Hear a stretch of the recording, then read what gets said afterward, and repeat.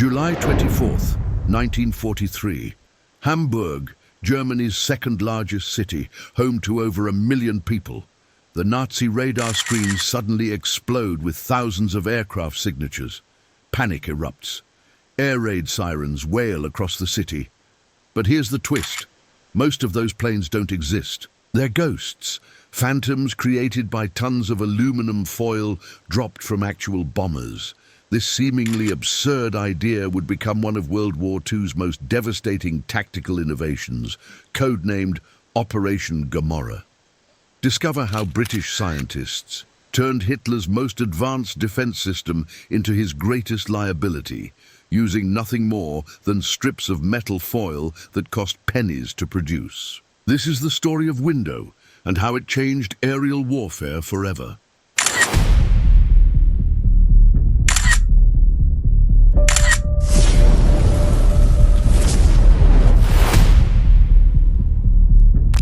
By early 1943, Nazi Germany had constructed the most sophisticated air defense network the world had ever seen. The Kammhuber Line, named after General Joseph Kammhuber, stretched from Denmark to the Swiss border, creating an invisible fortress in the sky.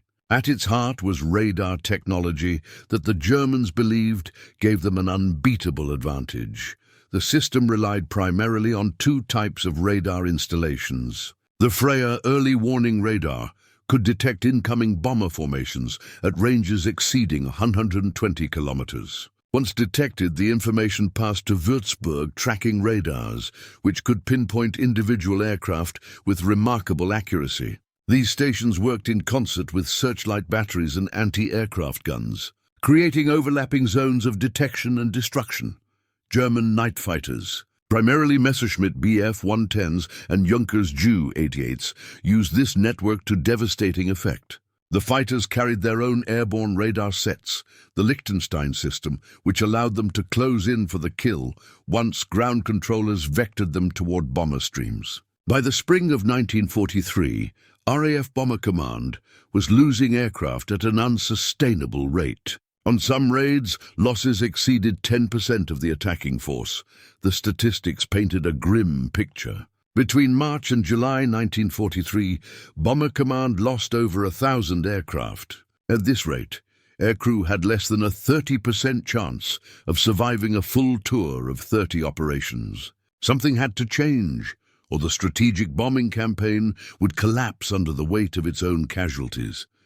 British scientific intelligence, led by figures like Dr. Reginald Victor Jones, worked frantically to understand German radar capabilities. Through captured equipment, interrogation of prisoners, and signals intelligence, they pieced together how the system functioned. The Germans had built their entire defensive strategy around radar superiority. This strength, Jones realized, could become a catastrophic weakness if the radar could be fooled.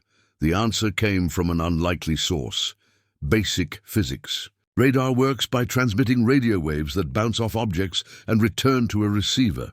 The size of the reflection depends on the object's size and composition. Metal reflects radio waves exceptionally well. If you could create thousands of false radar returns, you could overwhelm the operators and render the system useless. Dr. Joan Curran, a brilliant Welsh physicist working at the Telecommunications Research Establishment, proposed a deceptively simple solution. Strips of aluminum foil, cut to half the wavelength of German radar frequencies, would create radar reflections similar to actual aircraft. Drop enough of these strips and you could saturate radar screens with false contacts. The Germans wouldn't be able to distinguish real bombers from ghosts. The concept wasn't entirely new. British researchers had discovered this principle in 1937, but had kept it classified, fearing the Germans might use it against British radar defenses. By 1942, evidence suggested the Germans hadn't discovered the technique, or at least weren't using it. The weapon had a name: Window. Each bundle consisted of strips measuring 27 centimeters long and 2 centimeters wide, meticulously cut to match German radar frequencies. Testing proved the concept devastatingly effective. A handful of window bundles created radar signatures equivalent to a heavy bomber. The material was cheap, lightweight, and could be carried in vast quantities. But deploying it required a difficult decision. Once used, the Germans would certainly copy it and use it against British defences. Winston Churchill himself would have to authorize its operational use, weighing the immediate tactical advantage against the long-term strategic risk. Throughout late 1942 and early 1943, window remained one of Britain's most closely guarded secrets. The technology sat ready, tested and proven, yet unused because of fears about German retaliation. The debate raged at the highest levels of British military and political leadership. Air Marshal Arthur Harris, commander of RAF Bomber Command, pushed aggressively for Window's deployment. He understood that his crews were dying at unsustainable rates. And here was a weapon that could save hundreds of lives. The opposition came primarily from Air Defence of Great Britain, the organisation responsible for protecting British cities from Luftwaffe attacks. They argued that once Window was revealed, German bombers would use it to penetrate British radar defences. Fighter Command would be blinded, leaving cities vulnerable to devastating night raids similar to the Blitz of 1940 and 1941. Dr. Jones and his team at Scientific Intelligence provided crucial analysis. They examined Luftwaffe capabilities and determined that by mid-1943, Germany simply lacked the bomber strength to mount a sustained offensive against Britain, even with window countermeasures. The vast majority of German aircraft were committed to the Eastern Front against the Soviet Union, or defending German airspace against Allied raids. The Luftwaffe no longer posed the existential threat it once had. Meanwhile, the intelligence picture grew more worrying. Signals intercepts suggested that German scientists were working on their own chaff countermeasures, which they called Düppel. If the Germans deployed it first, they would gain both offensive and defensive advantages. The window of opportunity for British surprise was closing. In June 1943, Harris presented his case to the Defense Committee. The statistics were undeniable. The Battle of the Ruhr, conducted between March and July 1943, had cost Bomber Command 872 aircraft destroyed and 2,126 damaged. Approximately 4,200 aircrews had been killed or captured. These losses occurred during just 18 major operations. At this rate, Bomber Command would exhaust its trained crews before achieving strategic objectives. Harris proposed Hamburg as the target for Window's combat debut. Germany's second city was a vital industrial center, home to shipyards, U-boat construction facilities, and major port infrastructure. The city's location on the Elbe River, relatively close to British bases, made it an ideal target for sustained operations. Most importantly, Hamburg was heavily defended by radar-guided flak and night fighters. It would provide the ultimate test of Window's effectiveness. Churchill convened a meeting of the War Cabinet on July 15, 1943. The Prime Minister had reservations, but the military arguments proved compelling. Fighter Command had developed new tactics and technologies to counter chaff, including improved radar frequencies and ground-controlled interception methods. These wouldn't make British defences immune to window, but they would mitigate the damage. The same couldn't be said for German defences, which would be caught completely unprepared.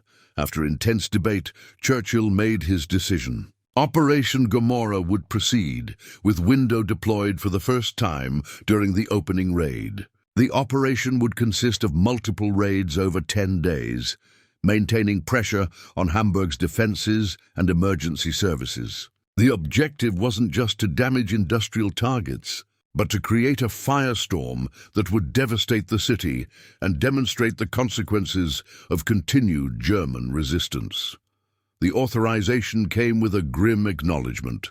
Window would save British lives in the short term, but would ultimately spread to all combatants. Like poison gas in World War I, radar countermeasures would become a standard feature of aerial warfare. The age of radar supremacy was about to end, replaced by an ongoing technological arms race between detection and deception.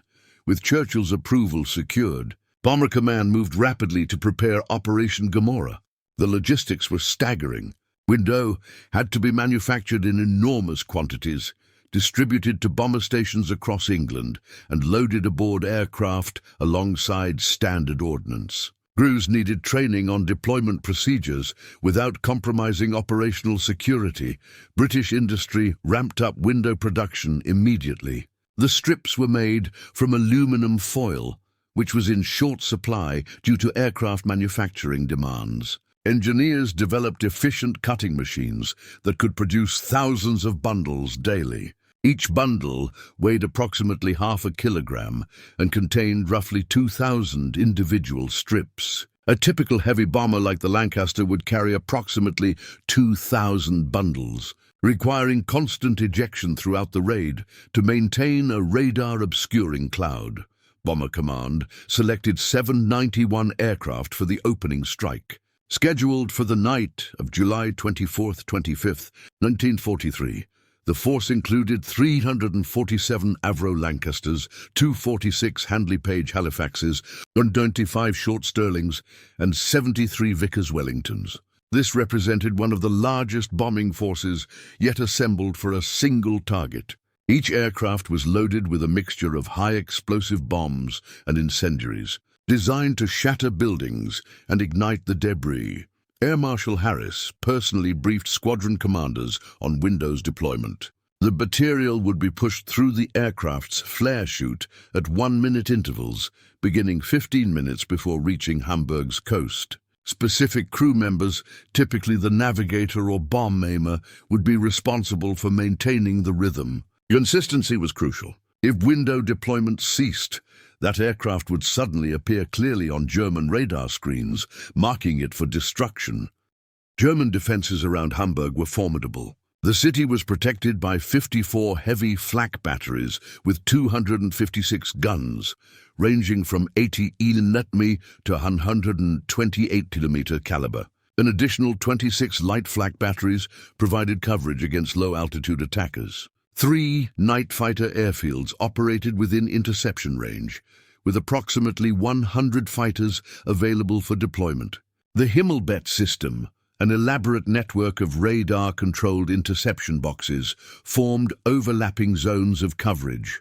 British planners studied weather patterns intensively. Hamburg in late July typically experienced warm, dry conditions. If the raid succeeded in starting widespread fires, the heat might create a self-sustaining firestorm, drawing in oxygen from surrounding areas and generating hurricane-force winds. This phenomenon had occurred accidentally during some previous raids, but had never been deliberately planned at this scale. The aircrew briefings emphasized the experimental nature of Window. Intelligence officers explained that radar operators would see their screens fill with thousands of contacts, making it impossible to track individual aircraft. However, the briefings also warned that the effect was theoretical. No one knew exactly how German operators would react, or whether backup systems might compensate for the jamming. Security surrounding Operation Gomorrah was extraordinary. Ground crews loading window bundles onto aircraft were told they were loading anti-submarine detection devices. Only aircrew who would actually deploy the material knew its true purpose, and they received briefings on the day of the mission. British intelligence monitored German communications channels, listening for any indication that the secret had been compromised. On July 24, 1943, weather reconnaissance confirmed favorable conditions. Afternoon briefings commenced across dozens of airfields in eastern England. Crews gathered in operations rooms to learn their target and routes. When Hamburg appeared on the maps, few were surprised. The city had been raided multiple times before, but when Window was revealed, the atmosphere changed. This raid would be different. This raid might change everything. As darkness fell across England, over 700 heavy bombers prepared for takeoff, each carrying a secret weapon that weighed almost nothing but might. Decide the war's outcome, the first bombers departed British airfields at approximately 100 hours on July 24, 1943. They formed up over the North Sea in a bomber stream stretching over 200 kilometers. a river of aircraft flowing eastward toward Germany. Navigator tables were stacked with window bundles, taking up space normally reserved for equipment and personal items. At the designated point, 15 minutes from the German coast, crews began pushing bundles down the flare chutes.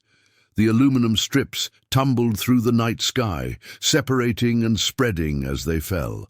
Each bundle created a radar signature equivalent to a bomber for several minutes, before dispersing too widely to reflect effectively, with bundles being deployed every minute from hundreds of aircraft. The cumulative effect was catastrophic for German radar operators.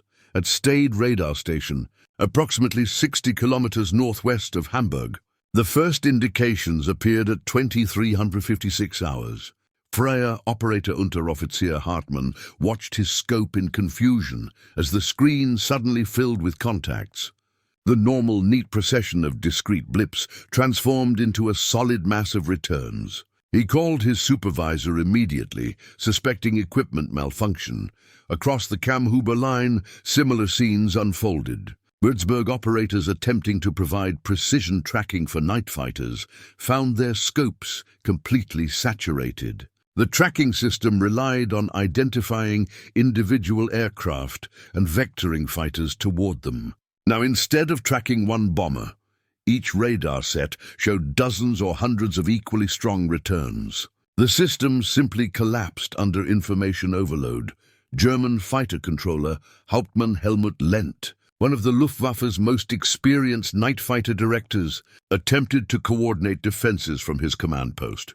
His carefully structured system of interception boxes had become useless. Pilots reported that their airborne Liechtenstein radars showed the same bewildering mass of contacts. They couldn't distinguish real bombers from whatever was creating these phantom returns.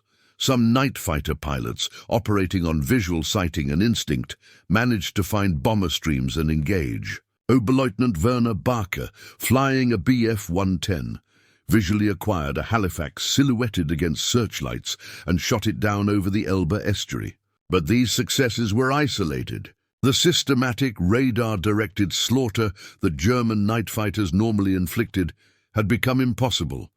Anti-aircraft batteries fared no better. Radar predicted flak relied on Würzburg sets to provide accurate altitude and position data for calculating firing solutions. With the radar sets showing only a confused mass of targets, gun crews reverted to barrage fire, throwing shells into the bomber stream based on sound and searchlight estimates. This was far less effective than radar-directed fire, wasting ammunition and creating minimal danger for bombers maintaining proper altitude. The bomber stream reached Hamburg shortly after midnight. Pathfinder aircraft, equipped with specialized navigation aids, marked the target area with colored flares and incendiaries. The main force followed, dropping 2,896 tons of bombs across the city's northern districts. The mix of high explosives and incendiaries was carefully calculated to maximize destruction. High explosive bombs would shatter buildings and rupture water mains, while incendiaries would ignite the debris. German civil defense personnel watched in horror as fires erupted across multiple districts simultaneously. The normal procedure involved concentrating fire brigades on the worst-hit areas, containing blazes before they spread. But with hundreds of fires igniting at once, resources were immediately overwhelmed. Hamburg's fire services, considered among Europe's best, found themselves unable to respond effectively to the simultaneous emergencies. By 0300 hours on July 25th, the last bombers were crossing back over the North Sea toward England. Aircrew debriefings revealed the dramatic effectiveness of Window. Crews reported minimal night fighter activity and reduced flak accuracy. Initial estimates suggested losses would be remarkably light compared to previous Hamburg raids. As dawn broke over England on July 25th, the true scale of Window's success became apparent. Of the 791 aircraft dispatched, only 12 failed to return, a loss rate of just 1.5%. This was extraordinary. Previous raids on heavily defended targets like Hamburg typically suffered losses of 4 to 6%, sometimes higher. Window had effectively cut losses to a quarter of normal rates. The human dimension of this statistic was profound. Approximately 80 air crews had been spared death or captivity because German radar defenses had been blinded. Over the course of Operation Gomorrah's planned multiple raids, this protection would save hundreds of lives. Air Marshal Harris's gamble had paid immediate dividends. In Hamburg, morning revealed the extent of the night's devastation. The raid had killed approximately 1,500 people and rendered 24,000 homeless. Entire blocks of apartment buildings had been reduced to smoking rubble. But this was only the beginning. Harris had no intention of allowing Hamburg to recover.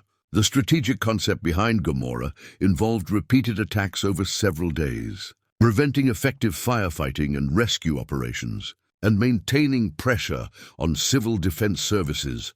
German military leadership reacted with shock and confusion to Window's deployment. General Oberst Josef Kammhuber, architect of Germany's air defense network, immediately recognized that his entire system had been rendered obsolete overnight. He ordered urgent investigation into the nature of the countermeasure and demanded solutions from German scientists and engineers. Captured window bundles reached German laboratories within hours. Scientists identified the strips as simple aluminum foil cut to specific wavelengths. The simplicity was almost insulting. This was not some advanced technology requiring industrial facilities or rare materials. It was something any nation with aluminum and scissors could produce. German researchers had independently discovered this principle years earlier and called it Düppel, but had never deployed it for the same reasons that had paralyzed British decision-making: fear of enemy retaliation. Reichsmarschall Hermann Göring, commander of the Luftwaffe, flew into a rage when briefed on the situation. He had repeatedly assured Hitler that German airspace was secure, that radar technology provided an impenetrable shield. Now that shield had been shattered by strips of foil. Göring demanded immediate countermeasures and scapegoats. Several radar officers were relieved of command, despite bearing no responsibility for the technological surprise. German engineers worked frantically to develop solutions. The most immediate fix involved trying to distinguish real bombers from window clouds by observing which radar returns moved in consistent patterns. Window strips fluttered chaotically as they fell, creating relatively stationary or erratically moving contacts. Real bombers followed predictable courses. This technique, called manual tracking, required skilled operators and was far less effective than the automated systems Window had defeated. Another approach involved developing new radar frequencies. Window was cut to specific wavelengths, matching known German radar frequencies. If Germany switched to different frequencies, the strips would become less effective. However, this required manufacturing and deploying entirely new radar equipment across the defensive network, a process that would take months or years, not days. British intelligence monitored German reactions through ultra-intercepts of Enigma encrypted communications. The decrypt revealed the depth of German confusion and the absence of immediate countermeasures. This intelligence confirmed that Bomber Command could continue exploiting Window's advantages for the foreseeable future. Harris ordered intensified operations against German cities, knowing his crews now possessed a protective advantage that significantly improved their survival odds. Hamburg, however, would bear the brunt of this revelation. The city's ordeal was far from over. Bomber Command returned to Hamburg on the night of July 27-28, 1943, for the operation's second major raid. Once again, Window saturated German radar screens, preventing effective interception. But this raid would produce something far worse than the first attack. Hamburg was about to experience one of history's most devastating firestorms. The weather conditions were perfect for catastrophe. Hamburg had experienced several weeks of unusual heat and drought. Buildings damaged in the first raid remained unrepaired, their shattered windows and damaged roofs creating ideal conditions for fire spread. The city's working-class eastern districts featured dense concentrations of older buildings, with timber construction and closely spaced structures. At approximately 57 hours on July 28th, the first markers went down over Hamburg's Hammerbrook and Rothenburg-Sort districts. These densely populated areas housed workers from Hamburg's port and industrial facilities. The neighborhood's narrow streets and closely packed apartments created what firefighters call good fire conditions, circumstances where flames can easily jump from building to building. The main force of 787 bombers dropped 2,026 tons of ordnance in just 50 minutes, creating an unprecedented concentration of destruction. The bomb mix was approximately two-thirds incendiaries, specifically selected to maximize fire starting. Within minutes, hundreds of individual fires merged into dozens of conflagrations. Then something unprecedented occurred. The multiple conflagrations began generating enormous thermal updrafts as thousands of tons of material burned simultaneously. These updrafts drew in fresh air from surrounding areas, creating winds that grew progressively stronger. By 0200 hours, sustained winds of over 150 kilometers per hour were roaring through Hamburg's eastern districts, feeding the flames with hurricane-force drafts of oxygen. Temperatures in the fire zone reached 800 degrees Celsius. Asphalt streets melted and ignited. People caught in basements or shelters were killed not by flames, but by carbon monoxide poisoning and heat so intense it boiled their internal organs. Those who attempted to flee through the streets were often blown over by the wind or sucked back into the inferno. One survivor later described the sound as resembling 1,000 screaming sirens. The firestorm was self-perpetuating and unstoppable. Hamburg's fire services could not even approach the affected districts. Any attempt to fight the fires from the periphery proved futile, as the flames simply consumed everything combustible and moved on. The conflagration burned until it ran out of fuel, finally subsiding after dawn when there was simply nothing left to burn. When the fires finally died, approximately 8 square miles of Hamburg had been completely destroyed. The exact death toll will never be known with certainty, as many victims were completely incinerated, leaving no remains to count. Official estimates placed fatalities at approximately 37,000 people, though some historians believe the true number exceeded 40,000. This made it the deadliest air raid in European history to that point. American bombers from the 8th Air Force struck Hamburg in daylight on July 25th and 26th, adding to the devastation. These raids, conducted without windows since American equipment didn't yet incorporate the technology, suffered heavier losses than the RAF night attacks. But they prevented any German recovery efforts and added to the cumulative destruction. By July 29th, Hamburg's Gauleiter Karl Kaufmann reported to Berlin that the city was no longer defensible or governable. Approximately 900,000 people, nearly half the city's population, had fled to the countryside. Industrial production had ceased entirely. Transportation networks were destroyed. Water and electrical systems had failed. Hamburg had effectively been removed from Germany's war economy, a strategic objective that validated Harris's controversial area bombing strategy. The Hamburg firestorm sent shockwaves through Nazi Germany's leadership.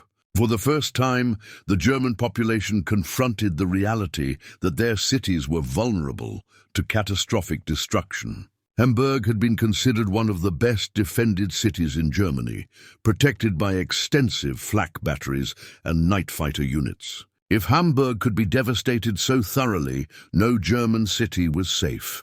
Hitler received reports on the Hamburg raids with visible fury. He had assured the German people that the Luftwaffe would protect them, that strategic bombing would never threaten the Reich. Now photographs showed entire districts reduced to ash. The Führer demanded immediate retaliation against British cities and solutions to the window problem.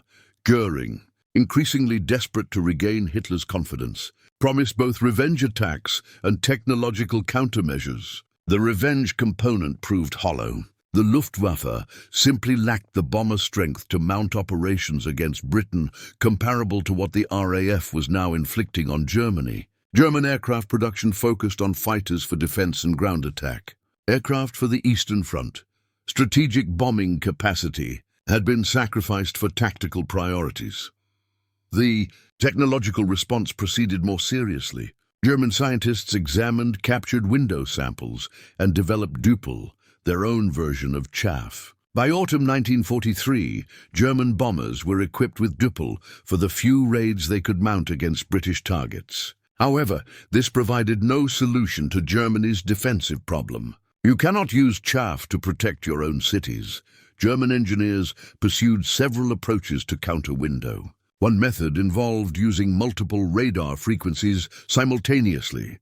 Since window strips were cut to specific wavelengths, using several different frequencies meant some returns would come from actual aircraft rather than chaff. This helped, but couldn't completely solve the problem, since bombers still generated far weaker returns than optimal. Another approach involved improved operator training and new tactics. Radar operators learned to identify and track returns that moved in consistent patterns, ignoring the relatively stationary window clouds. This manual tracking method required considerable skill and couldn't handle large bomber streams effectively. But it represented some improvement over complete blindness. Germany also accelerated development of radar homing fighters. If British bombers were deploying massive amounts of radar-reflective material, perhaps German fighters could home on the H-2S navigation radar that British bombers used. The Naxos system, developed for this purpose, became operational in late 1943, allowing night fighters to track the powerful emissions from H-2S sets. Meanwhile, Bomber Command pressed its advantage. Between late July and late November 1943, Harris launched the Battle of Berlin, attempting to replicate Hamburg's destruction on the Reich's capital. Berlin proved a tougher target due to its greater distance, size, and defenses, but the raids inflicted severe damage. Window remained effective throughout this campaign, though German countermeasures gradually eroded some of its protective value. The introduction of window fundamentally altered the air war's dynamics. German night fighter effectiveness, measured by bombers destroyed per interception, dropped dramatically after July 1943. While the Luftwaffe later recovered some capability through new tactics and equipment, they never regained the systematic killing efficiency of the pre-window period. British losses remained significant, but no longer reached the unsustainable levels of early 1943. Ironically, Window's deployment validated the concerns of those who had opposed its use. By early 1944, all combatants in the European theatre used chaff routinely. Allied bombers dropped it to protect themselves. German fighters used it to confuse Allied radar defenses, and the technology spread to the Pacific theatre. The radar transparency that all sides had enjoyed in 1942 was gone forever, replaced by an environment of electronic warfare and countermeasures that continues to characterize aerial combat today. Operation Gomorrah's success had profound implications for Allied strategic bombing policy. Before Hamburg, serious doubts existed about whether area bombing could achieve decisive strategic results. The Hamburg firestorm demonstrated that under the right conditions, bombing could effectively destroy a major city and temporarily cripple its contribution to the German war economy. Air Marshal Harris used Hamburg as justification for intensified city attacks. He argued that replicating Hamburg's destruction across Germany's major urban centers would collapse the Reich's industrial capacity and civilian morale. Harris believed that strategic bombing alone could force German surrender, making a ground invasion unnecessary. This view put him at odds with other Allied commanders, particularly American generals who favored precision attacks on specific industrial targets. The combined bomber offensive, the coordinated British-American air campaign against Germany, intensified dramatically in the second half of 1943. American 8th Air Force conducted daylight precision raids while RAF Bomber Command attacked cities at night. The theory was that round-the-clock bombing would give German defenses no respite and maximize cumulative destruction. Window's introduction significantly improved bomber survivability, making these intensified operations feasible. Without Window, the loss rates of mid-1943 would have made Harris's ambitious campaign plans impossible to sustain. The technology effectively extended Bomber Command's operational viability by several months, perhaps years. German industrial production statistics tell a more complex story than Harris anticipated. Despite the bombing campaign's intensity, German war production actually increased throughout 1943 and into 1944. Albert Speer, Reich Minister for Armaments and War Production, implemented rationalization measures and dispersal strategies that partially compensated for bombing damage. Factories were moved to smaller towns, production was shifted underground, and surviving facilities operated at higher intensity. However, the bombing campaign imposed enormous indirect costs on the German war effort. Hundreds of thousands of workers were diverted to air raid precautions, rubble clearing, and reconstruction rather than weapons production. Anti-aircraft guns and fighters that could have supported operations on the Eastern Front were instead tied down defending German cities. Germany allocated approximately one-third of its artillery production and a similar proportion of electronics manufacturing to air defense. The psychological impact on German civilian morale was significant but not decisive. While Hamburg's devastation shocked the German population, it did not break their will to continue fighting. If anything, the bombing sometimes stiffened resistance, as Goebbels' propaganda successfully portrayed Allied bombing as barbaric terror attacks on innocent civilians. The narrative of victimhood helped sustain German resistance even as cities burned. The firestorm at Hamburg did, however, influence German leadership decisions. After Hamburg, Hitler authorized increased construction of underground bunkers and shelters, diverting enormous quantities of concrete and labor from military projects. The Reich also began more serious consideration of evacuating children and non-essential civilians from cities, disrupting family life and industrial labor forces.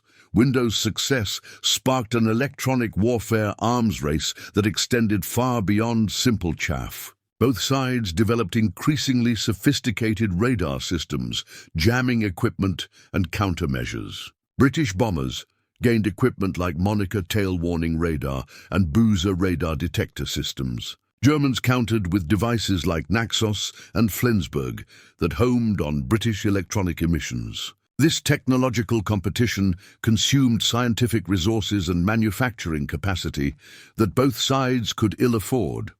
For air crews, Window represented tangible hope. Bomber Command personnel understood their statistical survival chances clearly. Window demonstrably improved those odds, making the difference between probable death and possible survival of an operational tour. This psychological factor helped maintain crew morale during the grinding attritional battles of 1943 and 1944. When losses remained high despite technological advantages, the tactical innovation that began with Window evolved continuously throughout the remainder of World War II and into the modern era. What started as simple aluminum strips dropped from bombers became increasingly sophisticated electronic warfare systems that continue to shape aerial combat today. By 1944, Allied bombers carried multiple types of chaff cut to different frequencies, countering German attempts to develop window-resistant radar. The strips were dispensed by increasingly automated systems, eliminating the need for crew members to manually push bundles down flare chutes. Special window-dropping aircraft would sometimes fly ahead of the main bomber stream, creating corridors of radar clutter through which attackers could pass. The Americans made extensive use of chaff in the Pacific Theater, where it proved equally effective against Japanese radar systems. During the massive B-29 raids on Japanese cities in 1944 and 1945, chaff clouds often preceded the bomber streams, blinding early warning networks and disrupting fighter interceptions. The technology that had debuted over Hamburg became standard procedure in all theaters. Radar technology evolved in response to chaff's proliferation. Moving target indication systems, which distinguished moving objects from stationary clutter, became standard features of post-war radar designs. Pulse Doppler radar, which measures the velocity of returns, could differentiate between aircraft and slowly falling chaff. Frequency agility allowed radar to switch between multiple frequencies rapidly, making it harder to jam effectively. The Cold War saw electronic warfare become a central component of military planning. Aircraft like the American EA-6B Prowler and EF-111 Raven specialized in radar jamming and electronic countermeasures. Soviet equivalents included aircraft like the Yak-28PP. These dedicated jamming platforms carried sophisticated equipment far beyond simple chaff dispensers, capable of analyzing enemy radar signals and generating targeted interference. Modern chaff evolved into highly engineered systems. Contemporary chaff cartridges can be programmed to create specific radar signatures, potentially mimicking not just any aircraft, but particular aircraft types. Some systems deploy multiple chaff clouds in patterns that simulate formation flying, further confusing enemy tracking. Naval vessels use chaff to decoy incoming anti-ship missiles, creating false targets that lure weapons away from their actual targets. The concept pioneered by Window extended beyond radar deception. Flare dispensers create false infrared signatures to decoy heat-seeking missiles. Decoys, both towed behind aircraft and autonomous drones, simulate aircraft signatures across multiple detection spectrums. The fundamental principle remains unchanged. Create false targets that overwhelm enemy sensors and make accurate targeting impossible. Stealth technology represents an alternative approach to the same problem. Rather than creating multiple false targets, stealth aircraft minimize their radar signature to avoid detection entirely.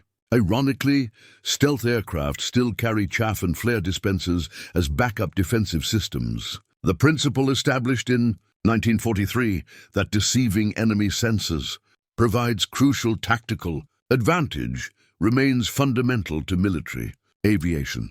The ethical debates surrounding area bombing and operations like Hamburg continue to resonate today. The firestorm killed tens of thousands of civilians, many of whom had no direct role in Germany's war effort. Whether such attacks were justified as military necessity or constitute war crimes remains contested. Window itself was merely a technology, ethically neutral, but its primary application was to enable more effective bombing of cities, including civilian areas. Dr. Joan Curran, who conceived the window concept, later reflected on her role with mixed feelings. She took pride in the technology's effectiveness and the Allied lives it saved, but also acknowledged the enormous destruction it facilitated. Her experience reflects the broader moral complexity of scientific work in wartime, where innovations designed to save lives on one side inevitably kill people on the other. The story of Window represents one of World War II's most remarkable technological surprises. A weapon costing pennies to produce, conceived by a small team of scientists, defeated a defensive system that had consumed enormous industrial resources and sophisticated engineering. The contrast between Window's simplicity and its devastating effectiveness illustrates a timeless principle of warfare. Clever innovation often trumps brute force. Operation Gomorrah demonstrated that technology alone cannot guarantee victory. Germany possessed excellent radar systems and skilled operators, but the entire network was vulnerable to a single, simple countermeasure. No defense system is invulnerable, and assumptions about technological superiority can become catastrophic weaknesses. The Germans learned this lesson at Hamburg, just as the British might have learned it had Germany discovered chaff first. The decision to deploy Window, delayed for months by fear of German retaliation, shows the difficulty of technological decision-making in warfare. Churchill and his advisors had to weigh immediate tactical advantages against long-term strategic risks, knowing that once revealed, the technology would spread to all combatants. They chose short-term benefit over long-term monopoly, a decision that saved Allied lives, but also ensured that everyone would eventually face chaff-saturated battlefields. The Hamburg firestorm remains one of history's deadliest air raids, a demonstration of strategic bombing's terrifying potential when weather, tactics, and technology combine destructively. The 40,000 civilians who died in Hamburg represent just a fraction of World War II's aerial bombardment casualties. But their deaths occurred in a single, concentrated event that shocked even hardened military observers. Hamburg's destruction influenced subsequent bombing strategy, encouraging both sides to pursue similarly devastating attacks. For the young air crews of Bomber Command, Window represented hope and survival. These men, many still in their early 20s, flew mission after mission into defended airspace, knowing that statistically most would not survive. Window measurably improved their odds, turning probable death into possible survival. The aluminum strips fluttering through the night sky were more than tactical deception. They were lifelines for men who counted their remaining lives in sorties. The technology's rapid proliferation after July 1943 transformed aerial warfare permanently. Within months, chaff became standard equipment for all air forces operating in Europe. The initial British advantage evaporated as Germany and later Japan deployed their own versions. This pattern, technological breakthrough followed by rapid diffusion, characterized much of World War II's scientific competition. Radar itself, jet engines, proximity fuses, and eventually atomic weapons followed similar trajectories. Window's story also highlights the crucial role of scientific intelligence in modern warfare. Dr. Reginald Victor Jones and his team's understanding of German radar capabilities made Window possible. They identified the frequencies to target, assessed the risk of German retaliation, and provided the intelligence foundation for Churchill's decision. World War II marked the beginning of scientific warfare, where laboratories and research facilities became as important as factories and training grounds. The human cost of Operation Gomorrah, both the German civilians killed and the Allied air crews saved, reflects warfare's fundamental tragedy. Every military innovation that saves lives on one side takes lives on the other. Window protected British and Canadian airmen while enabling attacks that killed German families. This zero-sum calculus defines military technology, where ethical considerations compete with operational necessity. The scientists who developed Window understood this dilemma, but proceeded because they believed the Allied cause was just and German defeat necessary. Modern military forces remember Hamburg and Window as case studies in electronic warfare, technological surprise, and defensive vulnerability. Air forces worldwide train personnel to expect that any detection system can be countered, any advantage temporary. The lesson Hamburg taught, that over-reliance on any single technology invites disaster, remains relevant in an era of GPS-guided weapons, satellite surveillance, and networked warfare. Every system has vulnerabilities waiting to be exploited by clever adversaries. The physical evidence of Operation Gomorrah has largely vanished. Hamburg was rebuilt after the war, its destroyed districts replaced by modern structures. A few memorials mark the firestorm's impact, but the city of 1943 exists now only in photographs, survivor testimony, and historical records. The last survivors of that July night are now in their 80s and 90s, their memories of the firestorm's horror fading with them. Window bundles, once manufactured by the millions, are now museum curiosities. You can see samples at the RAF Museum in London and the Imperial War Museum, small aluminum strips preserved behind glass, silent testament to their once decisive role. They seem almost absurd. How could something so simple, so cheap, so basic have changed the course of the air war? Yet that absurdity is precisely the point. War rarely rewards complexity for its own sake. Simple solutions effectively applied often prove more valuable than sophisticated systems imperfectly implemented. The scientists and aircrew who participated in Operation Gomorrah left scattered recollections of that July night. Some remembered the nervous anticipation as they pushed the first window bundles down the flare chute, unsure whether the theory would work in practice. Others recalled the eerie absence of searchlights and fighters during the bomb run, evidence that German defenses had been blinded. Many struggled after the war with what they had participated in, the destruction of a city, the killing of thousands, even in service of a just cause. In the end, the mad radar trick that fooled Hitler's air defense network was not mad at all, but brutally rational.